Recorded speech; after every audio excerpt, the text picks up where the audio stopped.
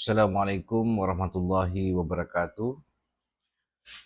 Om Swastiastu, Namo Buddhaya, Salam, Salam Rahayu, Salam Kebajikan. Kembali dalam channel Klinik Rohani yang membahas tentang dimensi rohani manusia. Pada kesempatan ini ada sebuah hadis yang senantiasa disampaikan oleh guru besar sebagai mujaddid di era modern, yaitu Bapak Profesor Dr. Haji Qadirun Yahya. Beliau seorang mursyid besar, sang mujaddid yang telah menemukan metodologi metafisika tasawuf eksakta ilmiah.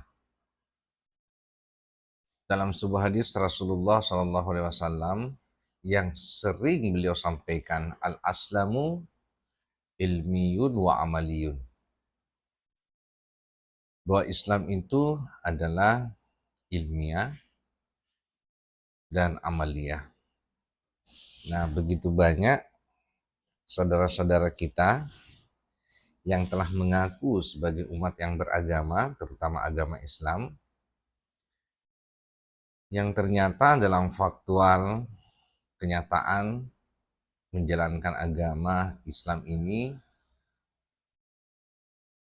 terdogma dengan ajaran-ajaran yang sifatnya doktrinal, yang tidak mengedepankan akal dan pendekatan ilmiah. Nah, sekali lagi banyak yang bertanya ya, kenapa agama itu diilmiahkan? Dan ilmiah itu apa sebenarnya? Jadi pendekatan ilmiah atau pendekatan secara sains itu sebuah pendekatan yang memiliki prinsip dan kaidah-kaidah ilmiah ya, yang sifatnya logis, rasional, analitis, dan kemudian yang paling substansial adalah adanya sebuah urutan sistematika ya. Akhirnya ketika pendekatan ilmiah ini sudah terbukti dan diuji cobakan ya, itu sudah akan menjadi metodologi ilmiah dan akan menjadi sebuah khasanah pengetahuan yang akan diperkenalkan dalam fakta kehidupan manusia. Nah, di dalam pendekatan dan keyakinan beragama, disitulah Islam sebagai agama yang disabdakan oleh Rasulullah, agama yang ilmiah. Jadi kita tidak terjebak dengan ajaran atau doktrin dogmatis, tapi melalui pendekatan ilmiah. Nah, sehingga skema beragama dalam Islam itu bisa kita kenal dengan adanya sebuah syarat rukun. Disitulah ada syarat rukun Islam, dan kemudian urutannya adalah iman, dan kemudian ihsan. Nah, ketika kita berbicara syarat rukun Islam, itu pada dasarnya menjelaskan terkait tentang bagaimana kaidah, struktur secara fisikal, secara zahir yang mengatur kehidupan jasmani manusia. Bagaimana pendekatan agama itu ya harus melalui sebuah pendekatan ilmiah yang tentunya dengan pendekatan akal rasio dan kemudian secara visual panca indera kita yang bisa menangkap gejala-gejala maupun fenomena secara fisik. Nah, kemudian akan naik, kita akan melalui sebuah sistem beragama yang disebut dengan iman. Jadi iman ini kita adalah memasuki sebuah adaptasi portal awal dalam beragama. Karena iman ini sifatnya kodim atau sifatnya di atas dunia yang kita kenal dengan akhirat ya. Jadi ada pasangan dunia akhirat, kemudian ada jasmani ruhani.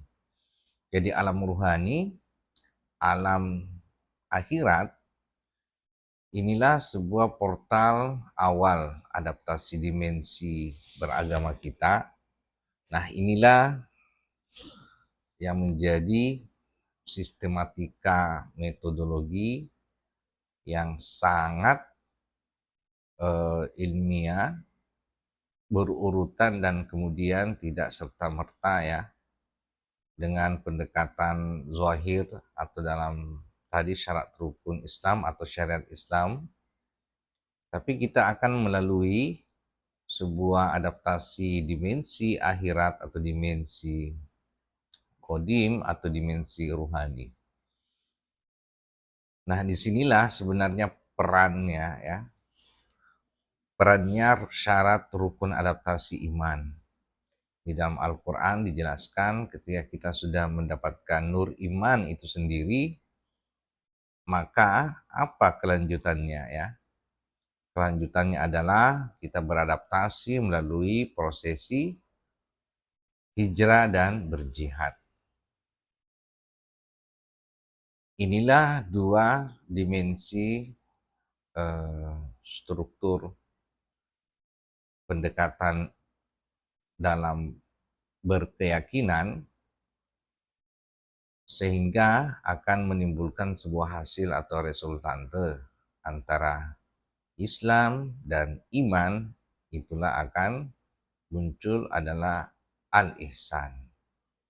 Jadi dalam sebuah makalah definisi ihsan itu adalah anta'budallaha ka'annaka tarahu, kau menyembah kepada Allah seakan-akan atau seolah-olah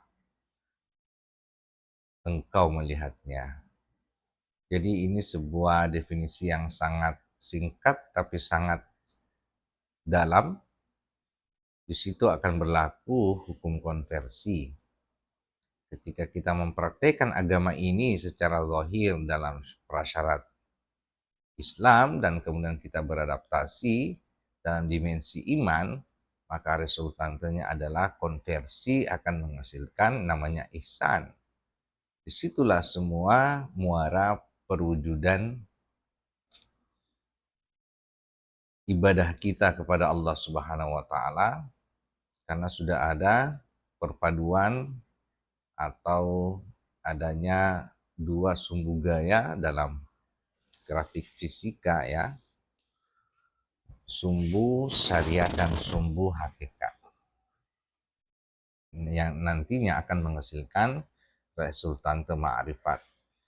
Nah, inilah yang banyak berlaku para pelaku-pelaku ilmu kebatinan yang tanpa melalui metodologi dengan pendekatan ilmiah, maka akan terjebak dengan praktek-praktek spiritual yang sebenarnya itu akan semakin menjauhi yang namanya kehadirat Allah Subhanahu wa taala. Sinilah perlunya sebuah sistem dan metodologi beragama. Itulah ilmu ta'rifullah, ilmu metodologi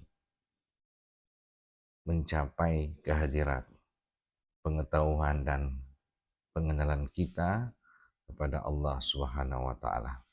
Semoga bermanfaat. Akhirul kalam. Assalamualaikum warahmatullahi wabarakatuh.